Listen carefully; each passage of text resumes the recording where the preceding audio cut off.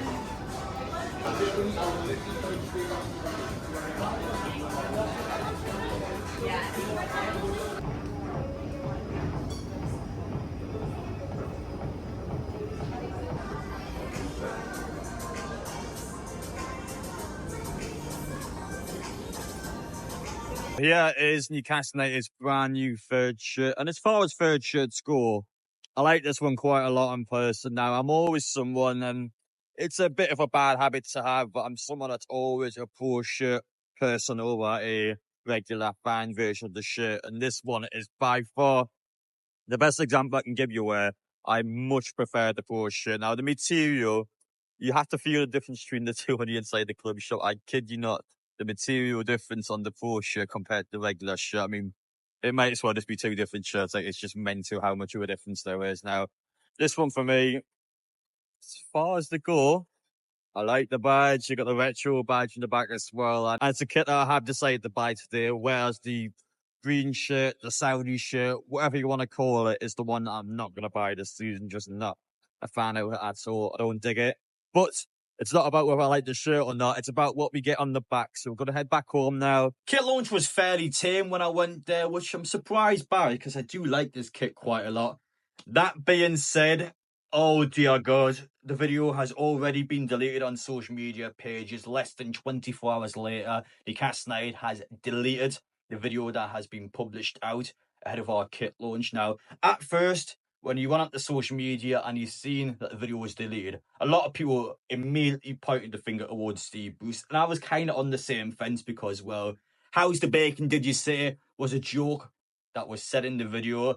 Steve Bruce is always someone, in my opinion, that comes across as bitter and someone where if anything negative is said about him on social media, he will do something about it. Dwight Gale, a couple months ago, Steve Bruce clapped back at him. Not to mention, Amanda Staveley said quite negative public comments about him last year. A couple of days later, she's put a massive apology letter out. So, again, probably looks like Steve Bruce or someone related to Steve Bruce has said something to Amanda about her comments. And when you look at the video being deleted, it almost adds up where Steve Bruce could have been the reason why the video has been deleted. But there was a major oversight that is far bigger than that, and a very valid explanation for why Newcastle has already deleted their video. A blunder from us. It's just laughable from us. But we are going to South Korea on tour 3 weeks' time. I'm going there and I can't wait to be there. And for any South Korean fans watching this video, I can't wait to be over on Seoul. It's going to be a pleasure meeting you all, and I can't wait to experience South Korea and see what our fan base over there has to offer. But we have a Japanese fan in the video who has had a black and white related flag to Japan, but it is a black and white related flag to the Rising Sun flag, which, for those of you who aren't aware of military laws and military history in South Korea, that is a heavily offensive flag where some South Korean locals actually look at that flag as their equivalent to the Nazi flag. That's how bad it is. So some of them actually look at that as if we would look at the Nazi Germany flag, which that, by the way, is in Newcastle United's Adidas video. That's not a edit. That is the actual final product that Newcastle United would have approved. Adidas would have approved. Every single person in the video said yes to it. And I'm not going to pretend to be a historical expert. If I seen that flag now, I would have just not known anything about it because I'm not aware of South Korean historical laws. And to be fair to Newcastle and Adidas as well, I can understand them not having that knowledge. But you have to remember, we are going on tour to South Korea in 3 weeks' time. How do you think that looks? Not to mention, of course, that video was already published, which means that someone had then contacted Newcastle and said that, well, you know, this is in the video. This probably should be in there. It just makes us look a bit amateur. It's a major blunder. That's not good at all. We're going in South Korea to help globalize our club and help expand Newcastle's fan base. And we've already offended the entire nation before we even got there. So, in our point of view, oh no, an accident, but bloody hell, that's a bad accident. That's not a good one at all. And for example, if it was me doing it on YouTube, then listen, I'm just someone making YouTube videos, so you can understand my point of view making a mistake. But Newcastle United has a lot of staff members there. The amount of people that would have watched that video, edited that video, produced that video, these are people that are making good money as well. And these are people that have got multiple degrees, would have worked their arse off at university, getting to where they are now at Newcastle. And that has slipped through the cracks. How has that slipped through the cracks?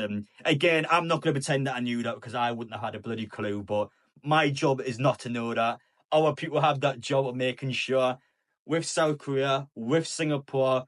Well, I wouldn't say with Scotland because I don't think Scotland's going to be that arse with us going over there. But especially going abroad for pre-season when there's different countries that are welcoming us to training camps, to matches.